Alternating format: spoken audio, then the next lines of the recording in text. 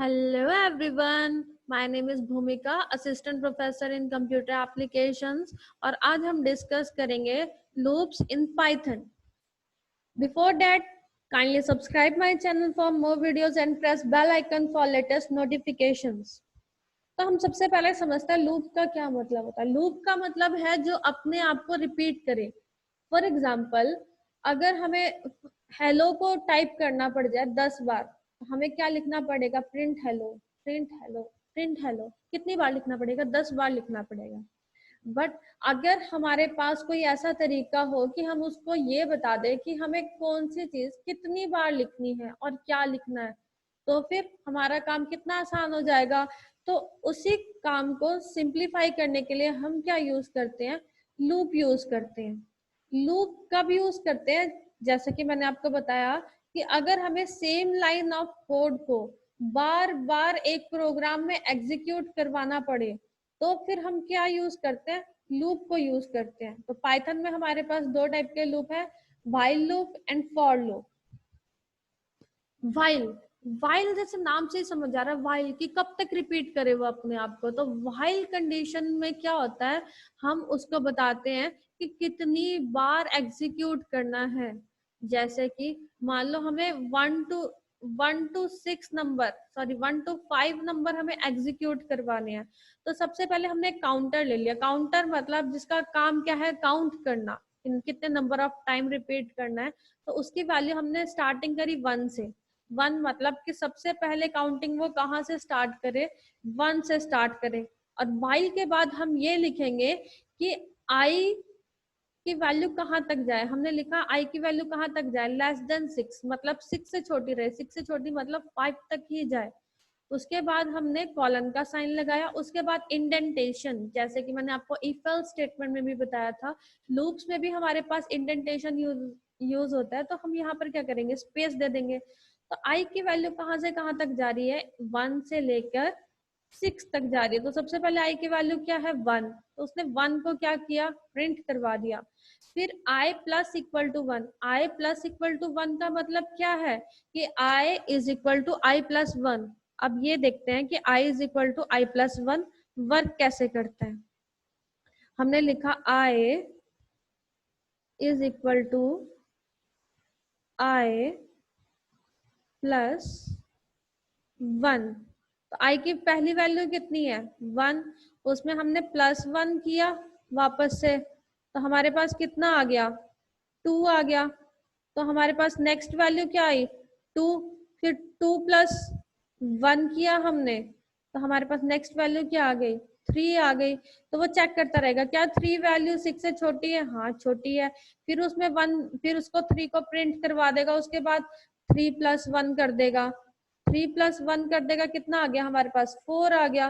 तो उसके बाद लिखा है कि 4 को वो प्रिंट करवा दे. तो ऐसे कर करके वो कहाँ तक जाएगा हमारे पास? मान लो 5 पर पहुंचा. ठीक है, 5 पर पहुंचा और उसके बाद क्या होगा हमारे पास? कि वो चेक करेगा क्या 5 की वैल्यू हमारे पास 6 से छोटी है. 5 की वैल्यू क्या 6 से छोटी है? हाँ. तो 5 की वैल्यू प्रिंट करवा देगा. फिर I is equal to I plus 1. कितनी वैल्यू हो गई हमारे पास? 5 प्लस 1 इज इक्वल टू 6. वो चेक करेगा वापस से क्या 6 की वैल्यू 6 से छोटी है. 6 की वैल्यू 6 से छोटी थोड़ी ना होती. 6 की वैल्यू तो 6 के बराबर होती है. तो वो यहीं पर ही एग्जिट कर जाएगा. तो इसमें हमको याद रखना है कि हमें इंक्रीमेंट जरूर देना है कि आई की वैल्यू इंक्रीज होती रहे, वरना आई की वैल्यू 1 हो जाएगी पहली बार में और आई की वैल्यू इंक्रीज ही नहीं करेगी. तो 1 हो गई, वो चेक करेगा कि आई की वैल्यू 6 से छोटी है. हाँ 1 6 से छोटा, वो 1 प्रिंट हो जाएगा. फिर आगे वैल्यू फिर से 1 रहेगी, फिर वो 6 से छोटी है. इंक्रीमेंट करने के लिए हमें यहाँ पर इंक्रीमेंट देना पड़ेगा, नहीं तो लूप क्या है? कॉन्टिन्यू चलता रहेगा हमेशा के लिए. इसके बाद होता है ब्रेक स्टेटमेंट. ब्रेक स्टेटमेंट क्यों यूज करते हैं? मान लो हम 1 से लेके 5 तक एलिमेंट्स प्रिंट करवाना चाहते हैं, लेकिन अगर 3 आ जाए तो हमने उसके बाद एलिमेंट प्रिंट ही नहीं करवाने. तो हम क्या करेंगे? ब्रेक स्टेटमेंट को यूज करेंगे. आई इज इक्वल टू 1. आई की वैल्यू जब तक 6 से छोटी है वो चलता रहेगा लूप. तो हमने क्या करा? आई की वैल्यू प्रिंट करी. लेकिन इसमें आई के अंदर मतलब व्हाइल के अंदर हम इफ स्टेटमेंट भी लगा सकते हैं। एक बात ध्यान देना कि व्हाइल के बाद भी हमने इतना ही स्पेस छोड़ा और इफ के बाद भी उतना ही स्पेस छोड़ा। तो अगर आई की वैल्यू 3 के बराबर हो जाती है तो ब्रेक हो जाए तो, और उसके बाद एक एक इंक्रीमेंट होता रहे। अब देखते हैं कैसे चलेगा। सबसे पहले आई की वैल्यू 1 है, उसने चेक करा क्या 1 की वैल्यू 6 से छोटी है। हाँ 1 की वैल्यू ऑफकोर्स 6 से छोटी है, तो वो क्या करेगा आई को प्रिंट कर देगा। उसने 1 प्रिंट कर दिया। उसने चेक करा कि आई की वैल्यू 3 के बराबर होगी है, नहीं हुई है, तो उसके बाद वो यहाँ पर आ जाएगा I is equal to I plus 1। फिर 2 हो गई, 2 को प्रिंट करवा दिया। क्या 2 3 के बराबर है, नहीं है। उसके बाद आई की वैल्यू 3 हो गई। उसने 3 क्या 6 से छोटा है, उसने प्रिंट कर दिया 3। और उसके बाद उसने चेक करा क्या 3 की वैल्यू 3 के बराबर है, तो उसके बाद आगे लूप चलेगा ही नहीं। तो ये ब्रेक स्टेटमेंट का यूज होता है। ब्रेक स्टेटमेंट क्या करती है, कंट्रोल को लूप से बाहर ले जाती है। उसके बाद है कॉन्टिन्यू स्टेटमेंट। कॉन्टिन्यू स्टेटमेंट क्या करता है, स्टॉप कर देता है करंट आइटरेशन को। ये जो स्टेप्स रिपीट हो रहे हैं इसको क्या बोलते हैं, आइटरेशन। जैसे इसमें क्या हो रहा है, आई की वैल्यू 0 से स्टार्ट है, कहाँ तक चलेगी, जब तक आई की वैल्यू 6 से छोटी नहीं हो जाती, 6 तक नहीं पहुंच जाती तब तक चलेगा। अब हमने क्या किया, I is equal to I plus 1, I की वैल्यू क्या थी 0 थी। उसके बाद I is equal to I plus 1 हो गया, कितना हो गया हमारे पास 1। उसके बाद क्या 1 3 से छोटा है, क्या 1 3 के बराबर है, सॉरी, तो 1 3 के बराबर तो नहीं होता है। तो उसके बाद वो यहाँ पर नहीं जाएगा, इफ के अंदर नहीं जाएगा, प्रिंट कर देगा आई को, मतलब उसने 1 प्रिंट कर दिया। उसके बाद आई की वैल्यू क्या हो गई हमारे पास, एक इंक्रीज हो गई। तो हाँ उसने क्या देखा, क्या 1 की वैल्यू 6 से छोटी है, हाँ 6 से छोटी है। फिर उसने क्या किया, यहाँ पर इसकी वैल्यू क्या हो गई हमारे पास 2। I is equal to I plus 1 मतलब 2 हो गई वैल्यू। क्या 2 की वैल्यू 3 के बराबर है, नहीं है, तो 2 भी क्या हो गया, प्रिंट हो गया। फिर क्या हुई, आई की वैल्यू उसने देखी, क्या 2 की वैल्यू 6 से छोटी है, हाँ छोटी है। फिर आई की वैल्यू क्या होगी 3 हो गई। फिर 3 क्या 3 के बराबर है, तो कॉन्टिन्यू, कॉन्टिन्यू अब ऊपर चला जाएगा। 3 लेस देन, वो प्रिंट नहीं होगा, नीचे अगले स्टेटमेंट पे नहीं जाएगा। क्या 3 6 से छोटा है, हाँ छोटा है। 3 इज इक्वल टू 3 प्लस 1 कितना हो गया 4। क्या 4 3 के बराबर है, नहीं है, तो 4 भी क्या हो जाएगा, प्रिंट हो जाएगा। ऐसे 5 हो जाएगा, और फिर ऐसे ही 6 हो जाएगा। ठीक है, लेकिन इसमें देखो 3 मिसिंग है, 3 के बाद वो नेक्स्ट प्रिंट स्टेटमेंट रन ही नहीं है। हम व्हाइल लूप में एल स्टेटमेंट को भी यूज कर सकते हैं। जैसे इसमें क्या हुआ, हम 1 को आई को प्रिंट करवाना चाहते हैं, 1 to 5 लेस देन 6 है, तो मतलब 1 to 5 ये प्रिंट करेगा। और अगर 6 से बाहर हो जाती वैल्यू, मान लो 6 पहुंच जाती वैल्यू, तो एल्स में क्या प्रिंट हो जाए, I is no longer less than 6। आप कुछ भी मैसेज यहाँ पे लिख सकते हो। मतलब जैसे इफ कंडीशन में हम एल्स को यूज करते थे, वैसे ही हम व्हाइल में भी एल्स को हम यूज कर सकते हैं। अब पाइथन में फॉर लूप भी यूज होता है। अब जैसे हमने व्हाइल लूप में क्या देखा, हमें इनिशियल वैल्यू मतलब स्टार्टिंग वैल्यू अलग लाइन में लिखनी है। इसको बोलते हैं टर्मिनेशन कंडीशन, टर्मिनेशन कंडीशन अलग लाइन में लिखनी है। इंक्रीमेंट डिक्रीमेंट अलग लाइन में लिखनी है। तो पाइथन में एक और तरीका है कि हम सारा कुछ एक ही लाइन में क्यों ना लिखें। तो फॉर लूप आपने देखा भी कि हमने लिस्ट के आइटम, लिस्ट के एलिमेंट को एक्सेस करने के लिए, टपल के एलिमेंट को एक्सेस करने के लिए हम फॉर लूप को यूज करते हैं। अब जैसे फॉर लूप, हमने एक फ्रूट नाम की, ये किस चीज का सिंबल है, लिस्ट का। हमने फ्रूट्स नाम की लिस्ट बनाई। अगर आपने लिस्ट नहीं पढ़ा है तो प्लीज आप मेरी वीडियोस में जाकर लिस्ट वाली वीडियोस को वॉच कीजिए पहले। तो फ्रूट्स नाम की हमने लिस्ट बनाई, एप्पल बनाना एंड चेरी। तो उसके बाद हमने लिखा फॉर एक्स इन फ्रूट्स। आपको कुछ इंक्रीमेंट करने की जरूरत नहीं, एक्स की वैल्यू क्या है, फ्रूट से बिलोंग करती है। तो हमने लिखा एक्स में क्या आ गया एप्पल, एक्स में आ गया बनाना, एक्स में आ गया चेरी। हमने प्रिंट कर दिया, सारे एलिमेंट प्रिंट हो गए, एप्पल बनाना एंड चेरी। मान लो हम स्ट्रिंग दे देते हैं, स्ट्रिंग के लिए भी हम फॉर लूप को यूज कर सकते हैं। फॉर एक्स इन बनाना, अब एक्स की वैल्यू बनाना से बिलोंग करते, तो एक्स में पहले बी आया, फिर ए आया, फिर एन आया, फिर ए आया, फिर एन आया, फिर ए आया। वैसे ही इसने क्या करा, इसको प्रिंट करवा दिया। उसके बाद है ब्रेक स्टेटमेंट भी हम फ्रूट में यूज कर सकते हैं। हमने क्या करा, फ्रूट्स को प्रिंट करवाया, लेकिन अगर x इक्वल टू बनाना हो जाए तो ब्रेक हो जाए, मतलब वो बनाना पे आके ही ब्रेक हो जाएगा।